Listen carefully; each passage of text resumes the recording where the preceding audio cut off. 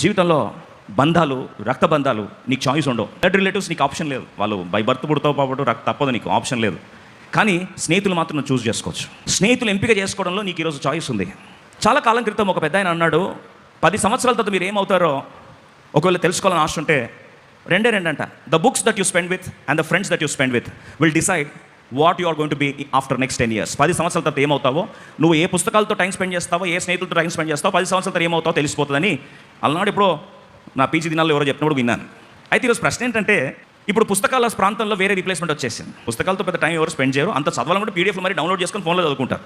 కాబట్టి ఇప్పుడు దాన్ని రీఫ్రెష్ చేస్తే the phone that you spend with are the time that you spend with in the phone and the time that you spend with your friends will decide what you're going to be in the next 10 years. 10 సంవత్సరాల తర్వాత ఏమవుతావో, నువ్వు ఫోన్లో దేంతో time spend చేస్తావో plus ఏ మనుషులతో time spend చేస్తావో దాన్ని బట్టి చెప్పవచ్చు నెక్స్ట్ 10 సంవత్సరాల తర్వాత నువ్వు ఏమవుతావని. అయితే స్నేహితులను ఎంపిక చేసే విషయంలో దేవుడికి అవకాశం నీ చేతులు ఎందుకు పెట్టాడు తెలుసా? God wants you to choose wisely. జ్ఞానయుక్తంగా స్నేహితులను ఎంపిక చేసుకోవాలి. అందుకొరకు ఆయన అన్నాడు, tell me your friend, I will tell your character అన్నాడు. Tell me your friend, I will tell who you are. Show me who your friends are and I will tell you what you are. అసలు నువ్వు ఎవరో నేను చూపిస్తా, నీ friends ఎవరో నాకు చెప్పు చాలు, నీ గురించి నేను చెప్పాల్సిన అవసరం లేదు, నీ ఫ్రెండ్స్ ఎవరో నాకు చెప్పు చాలు అని ఒక పెద్ద ఆయన అన్నాడు.